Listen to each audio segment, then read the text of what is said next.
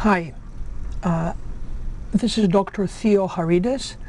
I'm a professor of pharmacology, internal medicine, and biochemistry at Tufts University School of Medicine, New England Medical Center in Boston.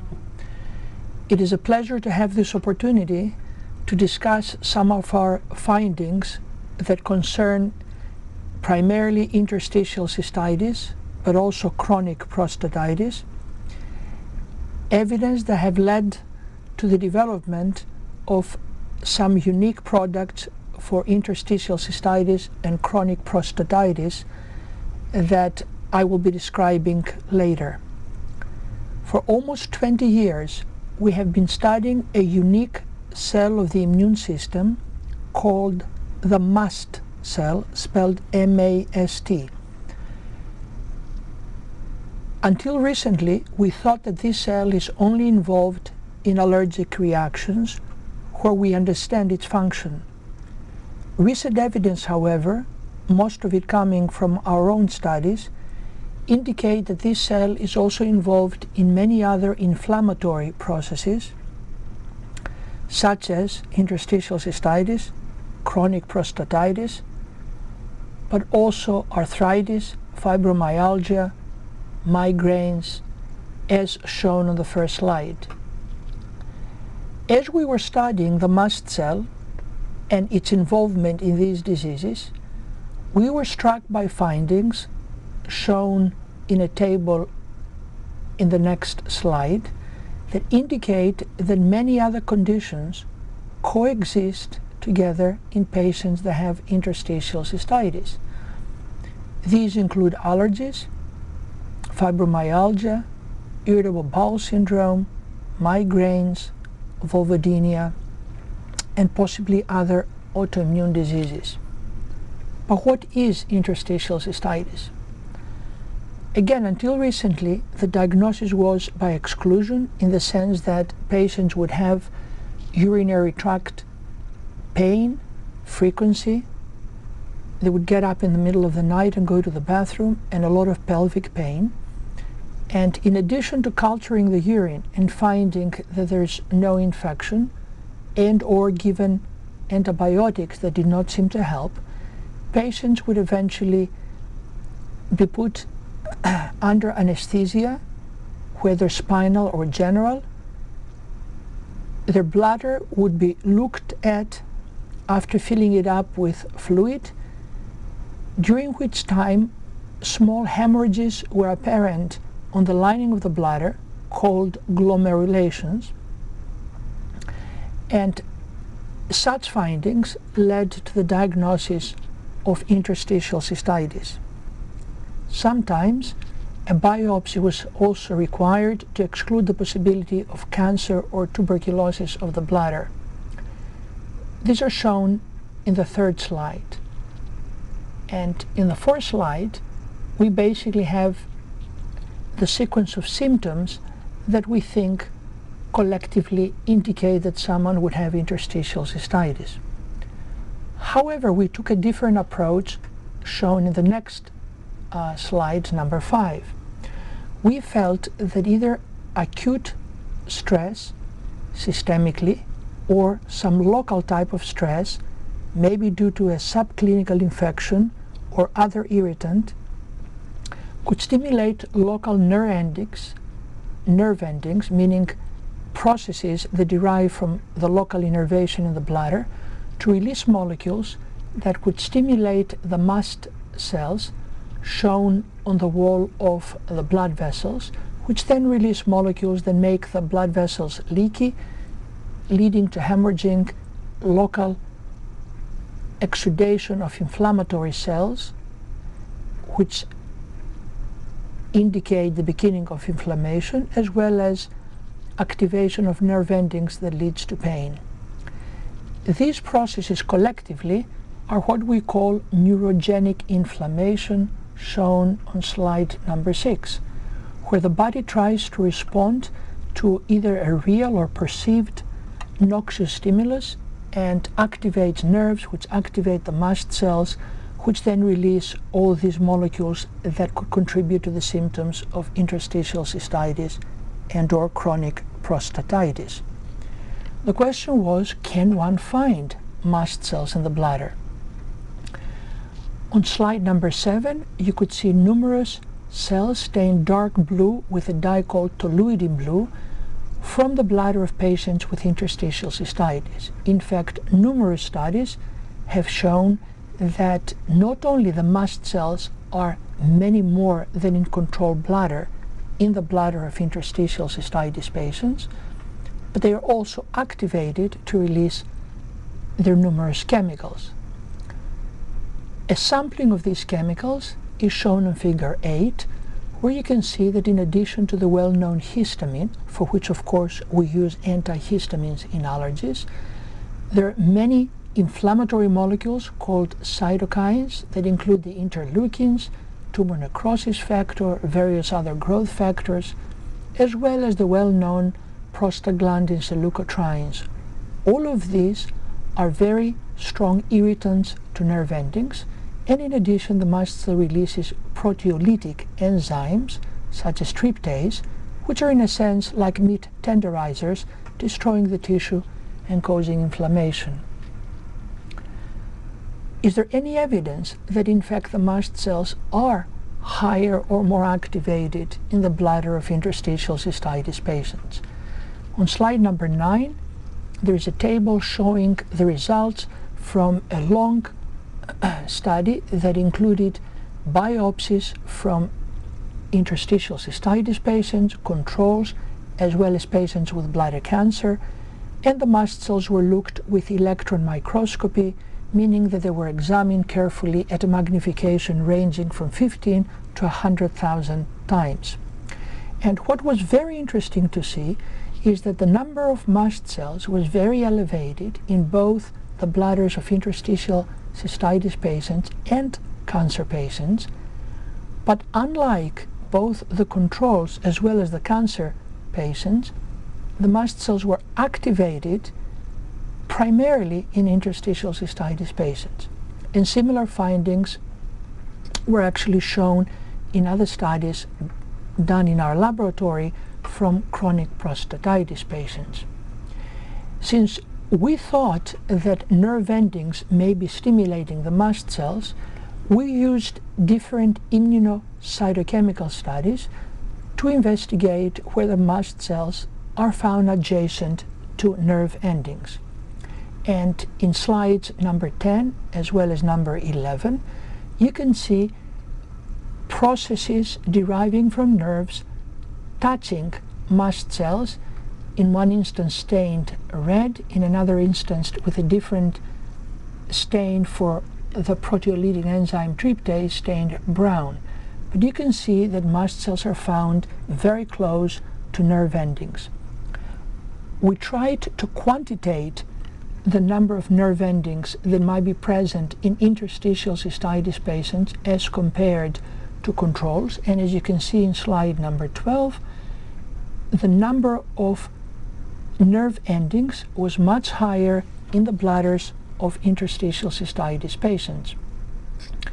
We were then interested to investigate why interstitial cystitis appears to occur mostly in women.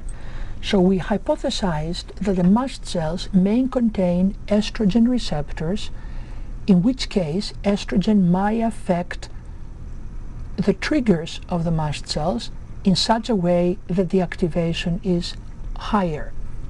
On slide number 13, you can see two mast cells from the bladder of an interstitial cystitis patient, and on the left-hand side panel the cell is stained for the presence of estrogen receptors, those specialized areas to which the estrogen binds and stimulates the cell, and the right-hand side panel shows the same cell stained with toluidine blue, indicating that this is in fact a mast cell.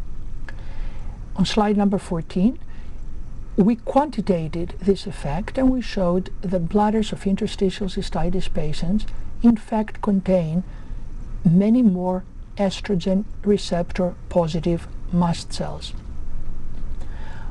We then tried to show whether the presence of estradiol could in fact augment the stimulation by other triggers.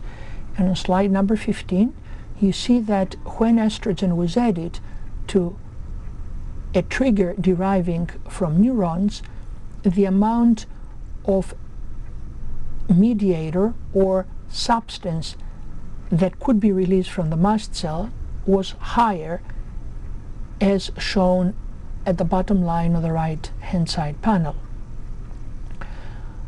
If in fact then mediators do come from mast cells in response to triggers derived from neurons augmented by estrogen, how might those mediators contribute to the pathophysiology of interstitial cystitis?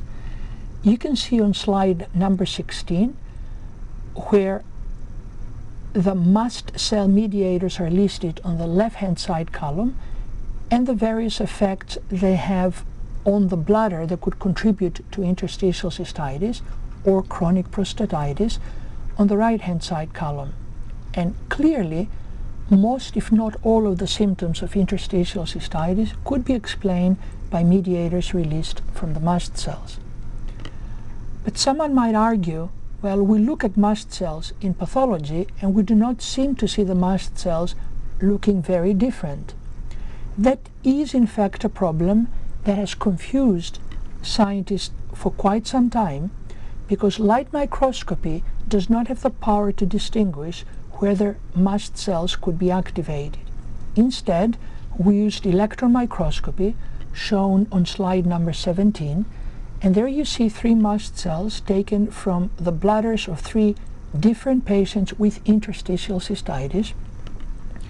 And as you can see, in part of the mast cells, in each case showing in magnification of about 60,000 times, the granules are either empty or contain material that looks like it's in different forms of dissolution, instead of having the granules or little sacs being totally black, in which case the mast cell would have been intact. And as I often describe to medical students, the mast cell looks like a soccer ball filled with about 500 ping pong balls, each ping pong ball containing many mediators. In addition, during the stimulation of the cell, more mediators are also synthesized, so the cell has the ability to release about 40 different molecules. However, as shown on this slide, such mediators may not be coming out all at the same time or to the same extent or in all patients, since it is obvious from the 3 different cells from the different patients, the extent of activation of the cell is very different. With all of this evidence, we look to see if there's some way of blocking the activation of mast cells that might be helpful in alleviating the symptoms of interstitial cystitis. We therefore looked at a unique class of compounds called flavonoids. Flavonoids are made only by plants, and they are very strong anti-stress or antioxidant molecules. As we can see on slide number 19, the structure of these compounds sometimes is called phenolic. These compounds are unique in protecting plants, and we have strong evidence that they do so in humans that consume them as well. For instance, when the temperature drops, especially in New England in early fall, the leaves change colors, and the color change is entirely due to these flavonoids that are synthesized to protect the plant against the stress of the drop in temperature. However, not all flavonoids could actually inhibit the mast cell or be anti-inflammatory. As you can see in this structure, only the ring on the right-hand side, depending on where positions or which positions the groups called hydroxyl groups were present, this molecule would have the ability to inhibit mast cell activation. And depending how many hydroxyl groups it had, it actually acted better. So quercetin, myricetin, and camphorol were strong inhibitors of mast cell activation, while morin, that has a hydroxyl group in a different position, was very weak. This is very important because there are many products sold over the counter that indicate the presence, or they are advertised to contain, citrus flavonoids, bioflavonoids, or soy flavonoids. Such products could have up to thousands of these compounds, some of which are inactive, some of which may be helpful, but many could also be detrimental. It is therefore very important to know which flavonoid a product has, the source, as well as the purity of the flavonoid. On slide number 20, it is shown that pre-treatment of mast cells with quercetin could block mediator release 100%. In addition, however, to blocking the mast cell activation or the inflammation in the bladder, we were very interested in the hypothesis that the lining of the bladder could be defective in interstitial cystitis patients. As you can see on slide number 21, the lining of the bladder is protective by a layer that is called the GAG layer, or glycosaminoglycan layer, that is made up of molecules called proteoglycans that contain protein as well as polysaccharide, which is sugar. This layer protects the inside of the bladder, or the bladder submucosa, from damage when it comes with contact to various irritants in the urine. We were fascinated by the makeup of this layer, and as it is shown on slide number 22, the structure of many of these flavonoids is quite similar, because you can see that heparin is a straight polysaccharide, chondroitin sulfate, shown in the middle, is a different straight polysaccharide, and elmiron, which is approved for the use in interstitial cystitis, shown at the top, is a branched polysaccharide. A major difference between these compounds is that elmiron is a synthetic polysaccharide, meaning a multi-sugar, while chondroitin sulfate and heparin contain also protein, and both of these are very sulfated, meaning they have many negative charges, which are very important for their function. However, heparin, as you well know, is a blood thinner and cannot be easily used. Therefore, it was important to test whether chondroitin sulfate might have the ability to block mast cells and inhibit inflammation. On slide number 23, you can see the comparison of elmiron to chondroitin sulfate in their ability to inhibit mast cell activation, and as you can see, both are very powerful and pretty equivalent. Taking all of this knowledge and much more that is contained in publications that you can access through the website as well as find on this mini CD disc, we went ahead to try to formulate a product that will contain chondroitin sulfate as not only a molecule that could participate in replenishing the GAG layer that may be defective, but also as a molecule that inhibits mast cell activation, along with quercetin, that, as I've already indicated, also blocks mast cell activation and secretion. The difficulty was that chondroitin sulfate is a very large molecule, and many studies indicate that less than 5% is absorbed when taken orally.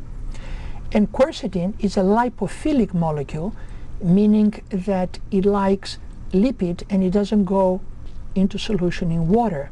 We therefore had to make them up into a product that might allow absorption.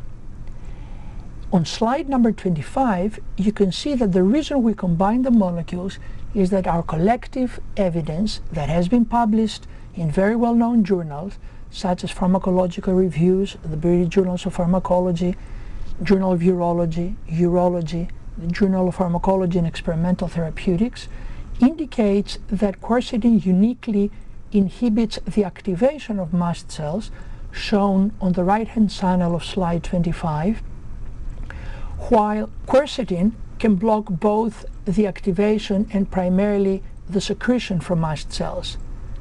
Chondroitin, we found, that has a unique ability in inhibiting the activation of the mast cells, and in fact it might have additional ability in acting as a decoy and allow bacteria that might be at subclinical levels to bind to it and be removed by macrophages, therefore preventing bacteria from invading and causing infection in the tissues that make up the bladder. So therefore, on slide 25, we intend to show two things. Number one, that chondroitin can block the mast cell activation, as well as, which is not shown, prevent bacterial infection, while quercetin blocks mast cell secretion and therefore blocks inflammation.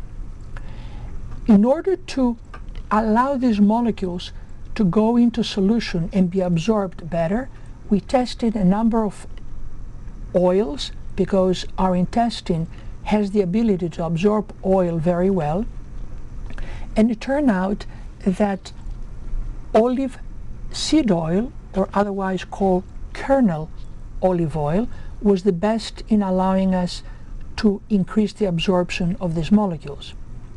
However, as shown on slide 27 and slide 28, olive oil, and particularly kernel olive oil, are extremely helpful in health in general, because they are very well endowed with antioxidant and antiphenolic compounds, which are well known, as we have reported in a large review that was published in 2000, which is accessible through our site, in being protective in a number of inflammatory problems, as well as protective in the lining of the intestine, the stomach, and the bladder, which allows patients to also consume some of the non-steroidal anti-inflammatory products, such as ibuprofen, that sometimes may be needed for the pain. That led us to the development of 3 unique products shown on slide number 29. These products are directed towards different conditions, all of which have mast cell activation and inflammatory processes at the basis of the pathophysiology of these diseases. So one product was called ArthroSoft and is primarily to be used for osteoarthritis and rheumatoid arthritis. One product was called CystoProtect, and it is primarily for interstitial cystitis, and another product was called ProstaProtect, primarily for chronic prostatitis. All 3 products have unique differences. They all contain glucosamine sulfate, which can be used by the body to make new protective material in the joints, cartilage, in the bladder, the mucosa lining, and the prostate lining and capsule. But each one of these products has also unique characteristics, in that the CystoProtect contains also sodium hyaluronate, the other component of the gag layer, in addition to chondroitin sulfate, which has been shown in a number of recent studies to protect the bladder from inflammatory damage. And in the ProstaProtect, we also added the flavonoid rutin, which is the natural source of quercetin. In other words, quercetin in nature can occur in a glycosidic form, and the name of that compound is called rutin. And we added that because the flavonoids are a little harder to penetrate into the prostate that is enclosed by a capsule, and we felt that that way we were giving more material in that condition. And finally, slide 30 shows our original product that will continue to be available, Algonaut Plus. Algonaut Plus contained glucosamine, chondroitin, and quercetin, also in kernel olive oil, and can be used not only for the conditions that the other products were designed for, but also for other conditions that have an inflammatory basis. Those might include fibromyalgia, vulvodynia, migraines, multiple sclerosis, psoriasis in the skin. And our hope is that one might either start on the products designed for the specific conditions, and or if they have been already on Algonaut, continue on the Algonaut and add on to the Algonaut the more specialized product for added benefit. We are very excited about the fact that the scientific community is paying attention to this evidence. For instance, the American College of Allergy, Asthma and Immunology held an international symposium on complementary and alternative medicine last November 2002 in San Antonio, Texas, where I was one of the keynote speakers. And the presentation, which was supplemented with many more slides than what I covered just now, will be published in the Annals of Allergy and Immunology, the official journal of the Society, and in addition, the European Journal of Inflammation, a preeminent publication in Europe covering inflammatory diseases. In its upcoming March issue, will also carry a key article written by us on the use of such products as I just described, comparing them to other products that might be available for the alleviation of symptoms of interstitial cystitis, prostatitis, arthritis, and other such inflammatory conditions. I am glad I was given the chance to go through this brief presentation, and I hope you enjoyed the findings that have led to the products we discussed. Thank you very much.